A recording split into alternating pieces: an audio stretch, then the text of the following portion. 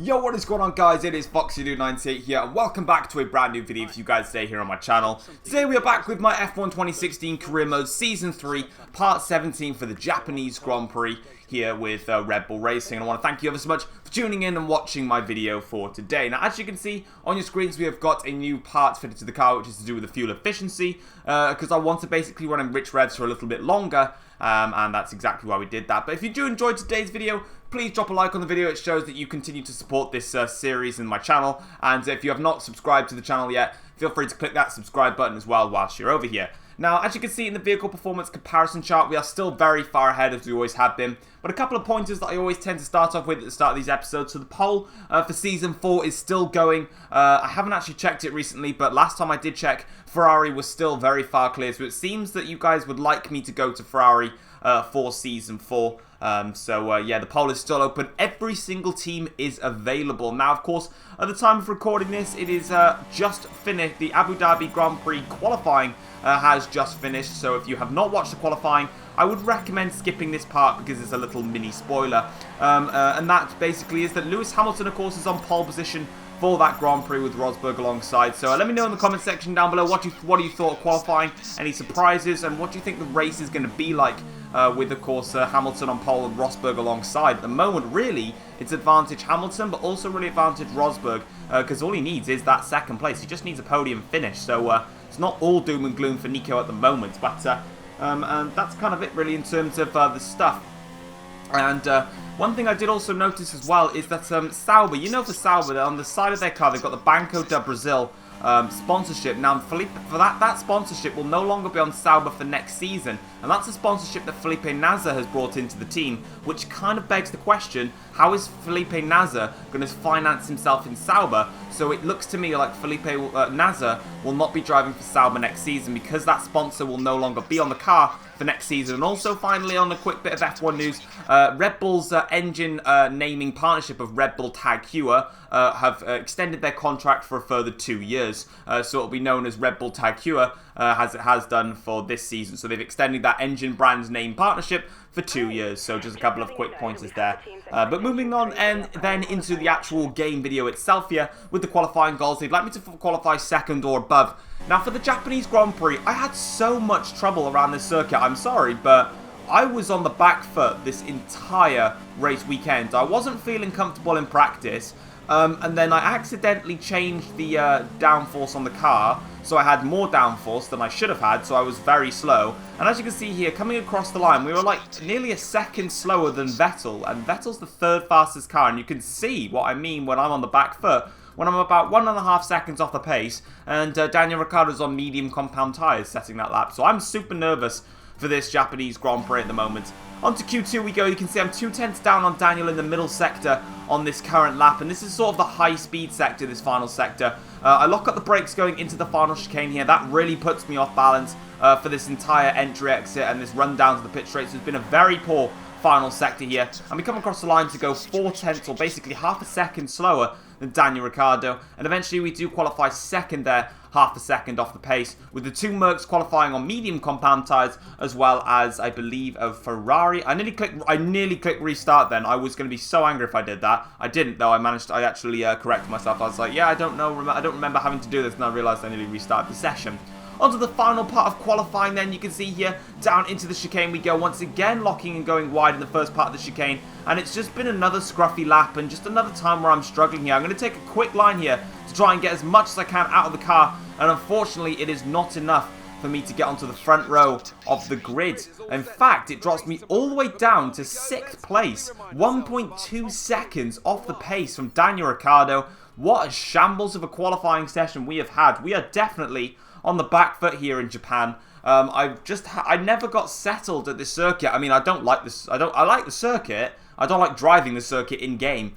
So I'm definitely having some really big problems with it, and it's affecting me, as you can clearly see from my performance in the driver rivalry. Ricciardo now pulls ahead, and he's probably going to go and win another rivalry, to be honest, because he's just been on another level in these past few races. As we have a look at the session objectives here from Emma, she's going to set those. But let's get into the race for the Japanese Grand Prix. So before the off, Let's remind ourselves of yesterday's qualifying session with a look at the starting grid. It was a good showing from Red Bull in qualifying, and Daniel Ricciardo starts from pole position. And it's Lewis Hamilton alongside. Looking down the rest of the grid, we have Raikkonen, Vettel, Nico Rosberg, and a Red Bull, Massa, Bottas, Sainz, and Fernando Alonso, Perez, Magnussen, Jolyon Palmer, and Hülkenberg, Gutierrez, Grosjean, Daniel Kvyat, and Jenson Button, Wehrlein, and Harry Anto, Marcus Ericsson, and Felipe Nasser starts from the back of the grid. And with preparations almost complete, let's head down to the track. Alright then guys, as you can see we're on the grid here for the Japanese Grand Prix, and we're going to be starting off on the soft tyres and then making the switch to the hard tyres, just like we did in the previous Grand Prix. And as you can see, I showed you my setup there. It's currently 7-7. I actually wanted to reduce that, but unfortunately I was in Parc Ferme and I was like, oh wait, I forgot I was in Parc Ferme, can't change it. As you can see then, onto the formation lap we go here. I actually jumped Nico Rosberg just because I got off the line really quickly, but let's see what we can do. It's going to be difficult, but the Mercs are both on the medium, so let's see if we can take advantage of that. We've got 5 red lights here for this Japanese Grand Prix, and there's lights out, and away we go for this Japanese Grand Prix. It's actually been a bad start from us here in this Grand Prix. We've got Valtteri Bottas Massa alongside us, sorry. We're going to brake nice and early into turn 1, and then we're going to go and slide our way through down the inside of Vettel, Raikkonen, and Rosberg there. So very tactical move that one. I broke nice and early, and then I went and snuck into the inside line that was available. And now you can see as I'm already struggling in the S section here with lots of back ends coming out on the back end coming out on me everywhere I go. Eventually, I'm just trying to see if I can find some control in the car at the moment. Ricciardo leads this race. Lewis Hamilton is in second. I am now in third. Raikkonen is in fourth, and Vettel is in fifth. We're coming through Degner 1 and now braking hard into Degner 2. We are now about I'd say about a second behind Lewis Hamilton at this stage. Ricciardo is already pulling off into the distance here. Braking nice and hard down into the hairpin.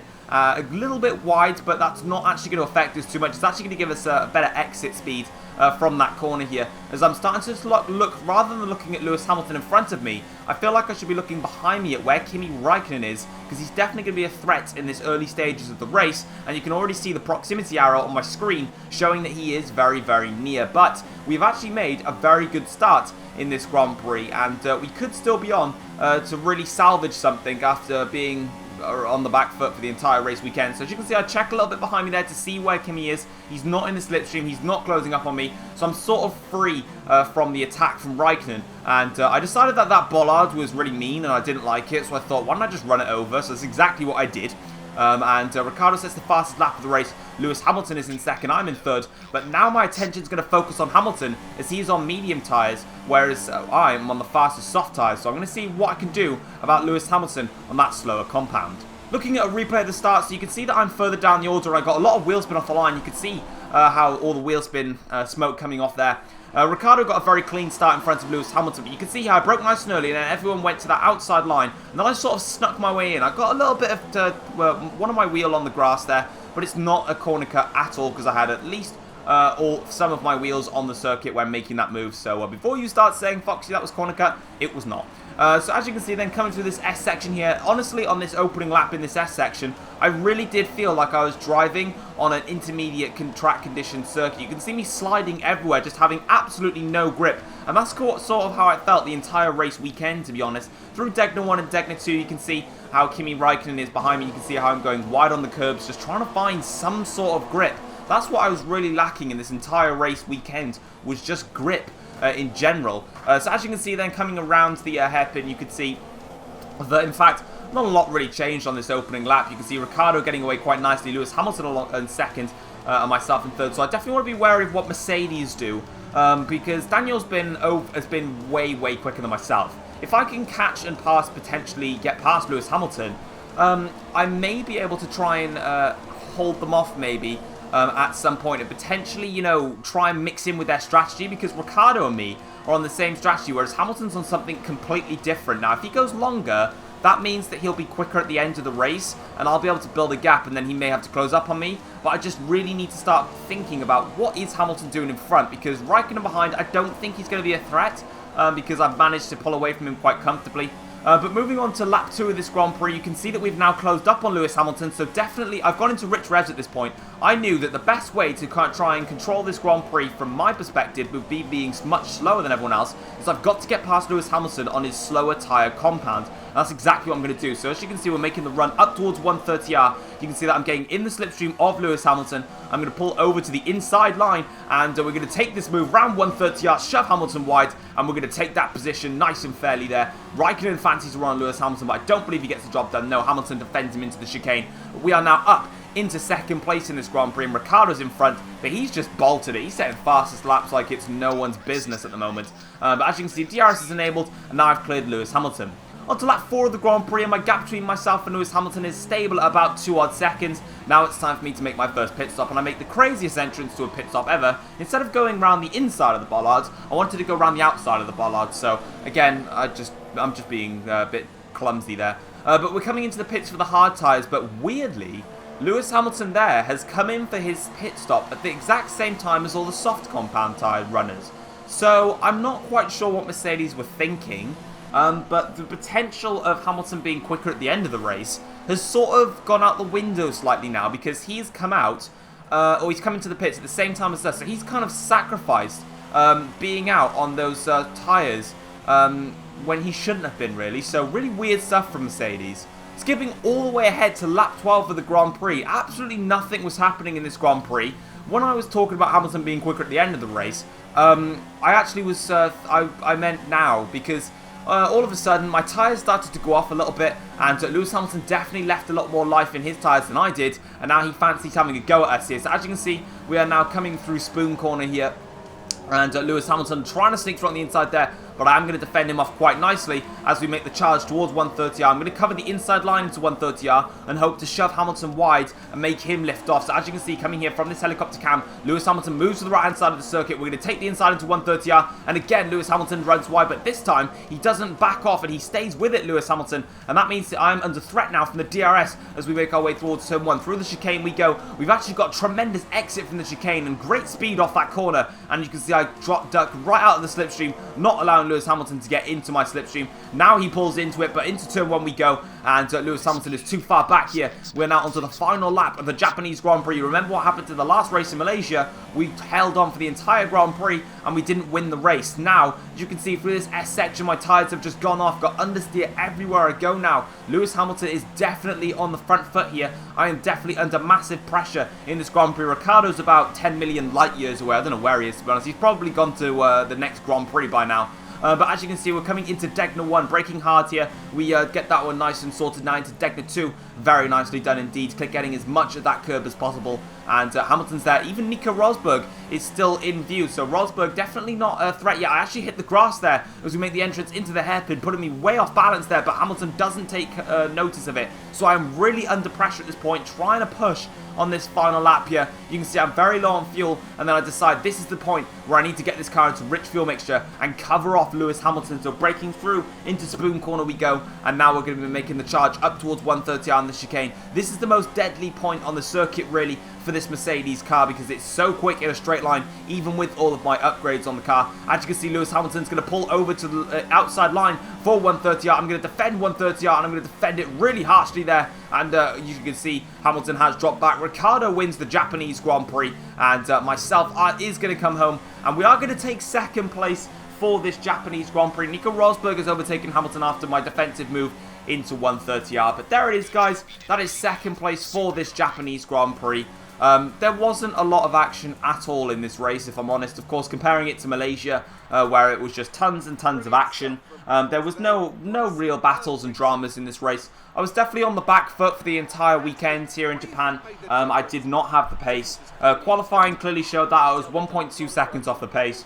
When it came to the race, though, I was definitely a lot quicker in the race, and I definitely was able to stay way in front of Ferrari. Of course, Ferrari were nowhere in the second part of the Grand Prix. The Mercedes drivers caught up with me at the end of the race, but I was able to maintain the gap against them. It's really when my tyres just went off that the Mercedes gave me a little bit of a scary finish.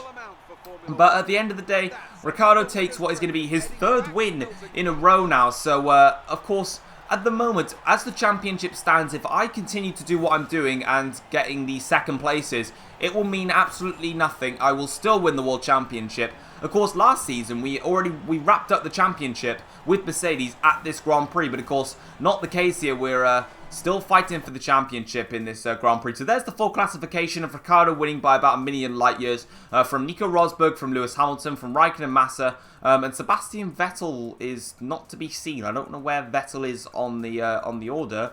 I actually don't have a clue. You'll probably find him somewhere. In the Drivers' Championship, Ricciardo once again closes that championship lead, but it's still a very comfortable one for myself as we move on to the US Grand Prix next, which is probably one of my favourite circuits on the calendar, so hopefully we can strike back against Ricciardo and stop that amazing run of form that he's had. In the constructor standing, yet another 1-2 is really cementing Red Bull as the best car for this season. But guys, that is going to be it for the Japanese Grand Prix. Quite a quiet race, but you're never going to get action in every single Grand Prix that you race in, and you just know that from real life. In the driver rivalry, Ricciardo is now 100% going to win that. In the driver position, we are not quite in the purple, but we're going to be making one final upgrade before I end the video, and that is going to be a reduction in the drag, just to give me a bit more straight line speed, I feel. So that's that done. I'll see you guys for the US Grand Prix. Take care. Peace.